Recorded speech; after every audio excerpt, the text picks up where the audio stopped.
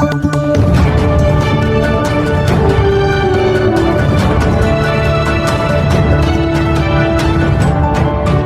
પોલીસે વેશ પલટો કરીને મહારાષ્ટ્રના સહાદાથી હથિયારોની સપ્લાય કરવાના ગુનામાં આરોપીને 30 વર્ષે ઝડપી લીધો। વડોદરા પાણીગેટ પોલીસ સ્ટેશનના આર્મ્સ એક્ટ અને રાજકોટ પોલીસ મથકના હથિયારો બનાવીને સપ્લાય કરવાના ગુનામાં છેલ્લા 30 વર્ષથી ફરાર રેઢા આરોપીને મહારાષ્ટ્રના સહાદા ખાતેથી સુરત ક્રાઇમ બ્રાન્ચે ઝડપી પાડી આગળની કાર્યવાહી હાથ ધરી છે। સુરત પોલીસ કમિશનર દ્વારા ચલાવવામાં આવી રહેલા ઓપરેશન ફરાર અંતર્ગત સુરત ક્રાઇમ બ્રાન્ચને વધુ એક સફળતા મળી છે। ક્રાઇમ બ્રાન્ચે વડોદરા પાણીગેટ પોલીસ સ્ટેશનમાં વર્ષ 1993માં નોંધાયેલ આર્મ્સ એક્ટ અને રાજકોટ ડીસીબી પોલીસ મથકમાં વર્ષ 2018માં હથિયારો બનાવી સપ્લાય કરવાના ગુનામાં ફરાર આરોપી મોહનસિંહ ઉર્ફે મોહન ભૈયા નરવારસિંહ ડાવરની મહારાષ્ટ્રના સહાદા ખાતેથી ધરપકડ કરી છે અને સુરત ક્રાઇમ બ્રાન્ચના જણાવ્યા અનુસાર ક્રાઇમ બ્રાન્ચની ટીમે ICGS પોર્ટલ ઉપરથી માહિતી મળી હતી કે આર્મ્સના ગુનામાં સહાદા કોર્ટ મુદતે આરોપી મોહનસિંહ ઉર્ફે મોહન ભૈયો આવી રહ્યો છે। જે માહિતીને આધારે મહારાષ્ટ્રના નંદુરબાર જિલ્લાના શહાદા કોર્ટ નજીક સુરત ક્રાઇમ બ્રાન્ચની ટીમે વેશ પલટો કરીને કોર્ટ મુદતે આવી ચડેલા આરોપીને દબોચી પાડ્યો હતો।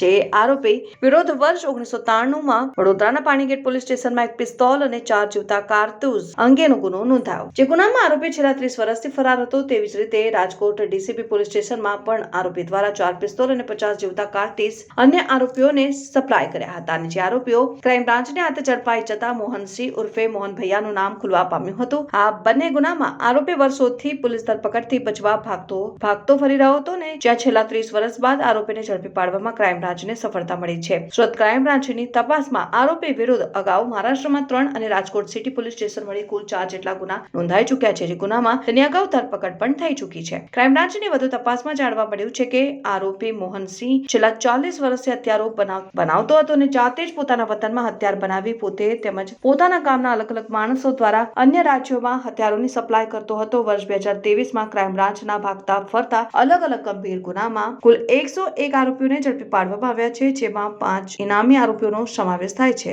હાલ તો આરોપીની ધરપકડ કરી આગળની કાર્યવાહી સુરત ક્રાઇમ બ્રાન્ચે હાથ ધરી છે। નાસ્તા પડતા જૂના જે નાસ્તા પડતા આરોપીઓ છે એમને પકડવાની એક ઝુંબેશ ચાલતી હતી। એ ઝુંબેશ દરમિયાન અમારા ક્રાઇમ બ્રાન્ચના નાસ્તા પડતા PSI ભડિયાર સાહેબના સ્કોડને એવી માહિતી મળેલ કે આજથી 30 વર્ષ પહેલાં નાસ્તો પડતો આરોપી મોહનસિંહ મોહન ભૈયા નરવારસિંહ જે મધ્યપ્રદેશનો રહેવાસી છે એની અમને બાતમી મળેલ। આ આરોપીના વિરુદ્ધમાં વડોદરા શહેર અને રાજકોટ શહેરમાં ગુનાઓ દાખલ થયેલ 1993માં અને 2018માં જે બંનેમાં આ આરોપીનું નામ ખુલેલ છે। એ આરોપીની બાતમી મળતા PSIની ટીમ ત્યાં જઈ અને આ આરોપીને પકડી પાડેલ છે અને આ આરોપીના વિરુદ્ધમાં જે તે વખતે 70નું વોરંટ પણ કાઢવામાં આવેલું છે અને 30 વર્ષ જૂનો આરોપી ક્રાઇમ બ્રાન્ચની ટીમે પકડી પાડેલ છે।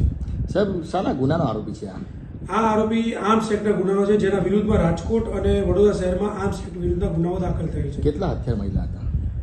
જે તે વખતે વડોદરા શહેરમાં એમની પાસે એક પિસ્તોલ અને કાર્ટીજ 4 મળેલા। રાજકોટ શહેરમાં જ્યારે પકડાયો 4 પિસ્તોલ અને 50 કાર્ટીજ રંગે હાથ પકડેલા। બંને ગુનામાં આ આરોપીનું નામ ખુલવા પામેલ હતું। હથિયાર રાખવાનું કારણ શું હતું સાહેબ? હથિયારનો ધંધો જ કરે છે।